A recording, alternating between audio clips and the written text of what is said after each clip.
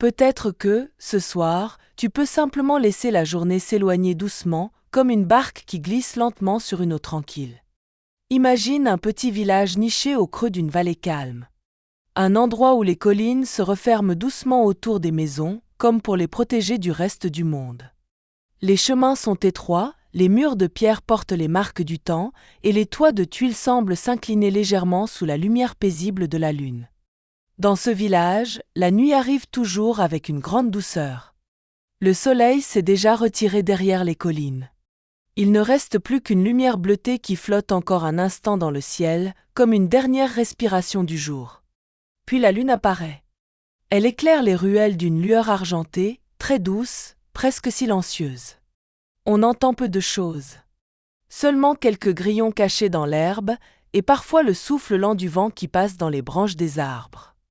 Et un peu plus loin, très légèrement, le murmure régulier de la rivière.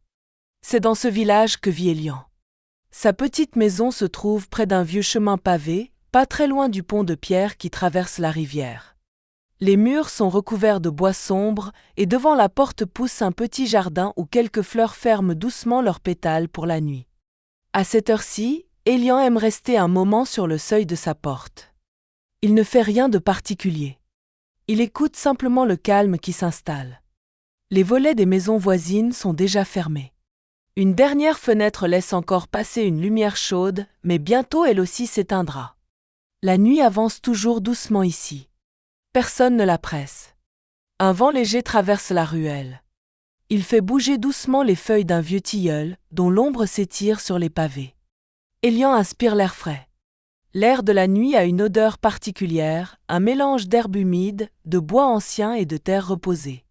C'est une odeur familière. Une odeur qui annonce que tout va bientôt ralentir. Dans quelques instants, il fera ce qu'il fait presque chaque soir. Il ira marcher un peu. Pas pour aller quelque part. Pas pour chercher quelque chose. Seulement pour accompagner la nuit, pendant que le village s'endort. Elian ferme doucement la porte derrière lui. Ses pas sont calmes sur les pavés tièdes de la journée passée. Au-dessus du village, les premières étoiles apparaissent une à une. Et la promenade du soir commence. Les ruelles du village sont presque silencieuses maintenant. Les pas d'Elian résonnent à peine sur les pierres irrégulières du chemin. Il marche lentement, comme quelqu'un qui connaît déjà chaque détour, chaque mur, chaque arbre. Parfois, il pose simplement son regard sur les choses simples qui l'entourent. Une vieille porte en bois. Un pot de fleurs posé sur un rebord de fenêtre. Une lanterne suspendue sous un auvent. Tout semble tranquille. Tout semble à sa place. Le vent continue de souffler doucement entre les maisons, apportant avec lui l'odeur légère de la rivière. Alors qu'Elian avance dans une ruelle plus étroite, une porte s'ouvre lentement. C'est Mara. Elle vit dans la maison d'angle depuis très longtemps. Ses cheveux sont devenus blancs comme la brume du matin, et ses gestes sont toujours calmes, presque silencieux.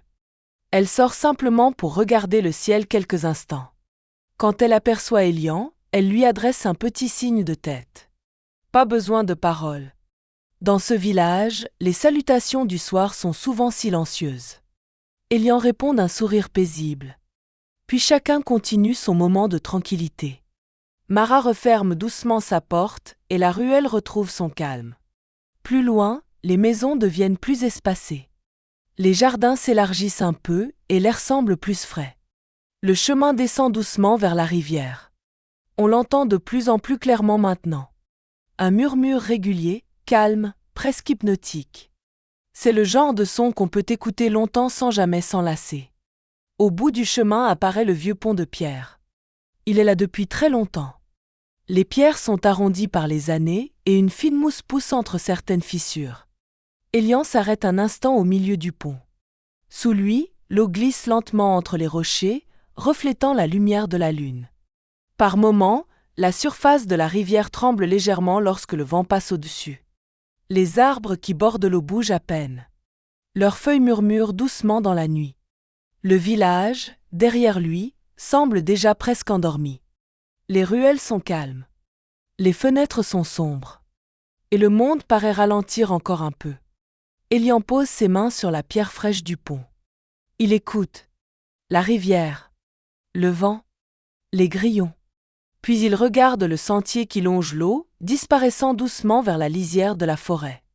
Et comme souvent, il décide de continuer sa promenade, un peu plus loin, là où la rivière rencontre les arbres. La nuit est encore jeune. Et le calme ne fait que commencer. Élian quitte lentement le vieux pont. Ses pas retrouvent le petit sentier de terre qui longe la rivière. Ici, les pavés du village disparaissent, remplacés par une terre douce et légèrement humide qui absorbe le bruit de ses pas. Tout devient encore plus silencieux. La rivière continue de couler paisiblement à quelques mètres de lui. Son murmure régulier accompagne la nuit comme une respiration lente et constante. L'eau glisse entre les pierres arrondies, formant parfois de petites ondulations argentées sous la lumière de la lune. Le vent se fait plus léger ici. Il traverse les hautes herbes au bord du chemin, les faisant onduler doucement comme une mer calme. Élian marche sans se presser. Il connaît ce chemin depuis longtemps. Chaque courbe de la rivière, chaque arbre incliné au-dessus de l'eau lui est familier. Au loin, une fine brume commence à se lever au-dessus des prés. Elle flotte doucement à quelques centimètres du sol, comme un voile très léger posé sur l'herbe. La lune éclaire cette brume d'une lumière douce qui semble presque irréelle. Les grillons continuent leur chant discret.